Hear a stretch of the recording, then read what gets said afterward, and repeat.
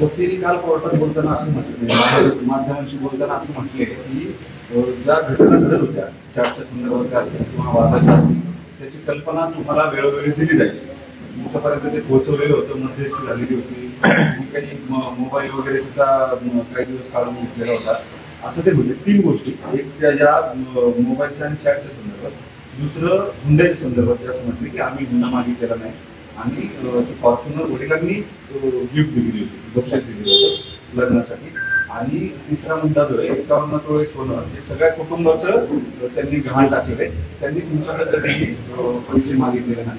Sir, मला एक प्रश्नाचं उत्तर अचानक देता येणार नाही. तुम्ही जर म्हणसाल की तुमचा पहिला प्रश्न कुठला होता,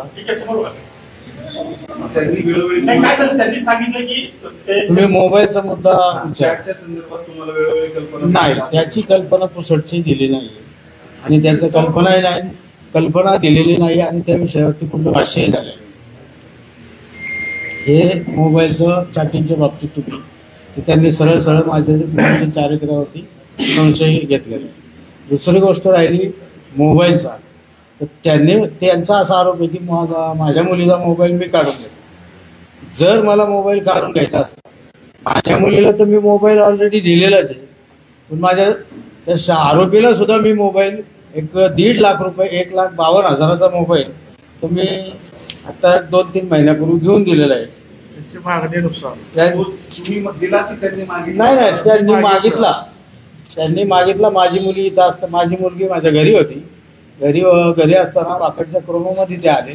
वाकडच्या क्रोमामध्ये माझ्या मुलीला इथनं बोलून घेतलं आणि तिला तिथं काहीतरी त्यांचं झालं की मला मोबाईल तुझ्या पप्पाकडून घेऊन दे.